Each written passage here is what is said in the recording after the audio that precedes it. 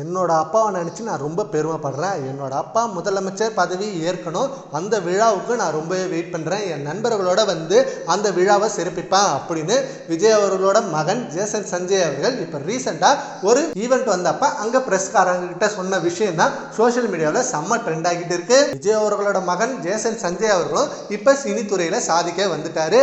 அவரோட first debut direct movie இப்போ முடிஞ்சிடுச்சு. அண்ட் சீக்கிரமே அந்த படம் ரிலீஸ் ஆக போகுது. இந்த படம் லைக்கா ப்ரொடக்ஷன் சைட்லேருந்து செம்ம பிரம்மாண்டமாக உருவாகிருக்கு. அண்ட் சந்தீப் தான் இந்த படத்தில் ஹீரோவாக நடிச்சிருக்காரு.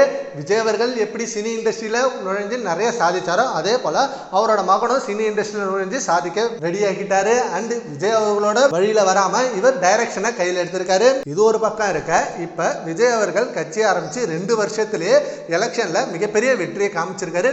108 தொகுதிகள். இதெல்லாம் சும்மாவே ஒரு நடிகனுக்கு கிடைக்காது. ஆனால் விஜய் அவர்களோட உழைப்பாலையும் மக்கள் மத்தியில் இருந்த நல்ல வரவேற்பாலையும் தான் இவருக்கு கிடைச்சிருக்கு.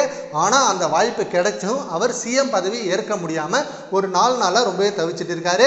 இப்போ கூட ஆளுநர் மாளிகைக்கு போயிட்டு ஆளுநரை நேரில் சந்தித்து பேசினாலும் அவர் கேட்ட கேள்விகளில் நிறைய விஷயங்கள் புதுசாகவே இருந்தது. அப்படி அவர் என்னென்ன கேள்வி கேட்டிருக்காருன்னா, 113 எம்எல்ஏக்களை மட்டும் வைத்துக்கொண்டு தமிழ்நாட்டில் எப்படி ஆட்சி அமைப்பீர்கள்? 234 எம்எல்ஏக்களை கொண்ட தமிழ்நாடு சட்டப்பேரவையில் 113 எம்எல்ஏக்களை வைத்துக்கொண்டு நிலையான அரசு அமைக்க முடியுமா? 113 எம்எல்ஏக்களை மட்டுமே இருந்தால் வேறு எந்த கட்சிகள் ஆதரவு தாவேற்கு கிடைக்கும்? அண்ட் நீங்கள் எப்போ 113 கூட இன்னும் 118 கேண்டிடேட்ஸை உங்கள் தொகுதிகளில் வச்சுக்கிட்டு பெரும்பான்மை காமிக்கிறீங்களோ அன்னைக்கு தான் உங்களுக்கு பதவியேற்பு விழா அப்படின்னு சொல்லி ரிட்டர்ன் அனுப்பிட்டாரு.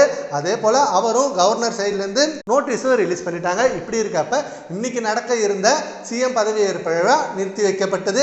அண்ட் இந்த பதவியேற்பு விழாவுக்கு ஜேசன் சஞ்சய் வரதா இருந்தாரா, அதுவும் அவரோட ஃப்ரெண்ட்ஸ் கூட வந்து செம்மையாக என்ஜாய் பண்ணி ரொம்ப பெருமைப்படுறதுக்காக வெயிட் பண்ணிட்டு இருந்தாரு. ஆனால் அது மிகப்பெரிய ஏமாற்றத்தில் முடிஞ்சிருக்கு. சரி, ஓகே ஃப்ரெண்ட்ஸ், ஜேசன் சஞ்சய் பற்றி உங்கள் ஒப்பீனியனை நம்ம கான்வர்சேஷனில் கமெண்ட் பண்ணுங்கள். Thank you friends.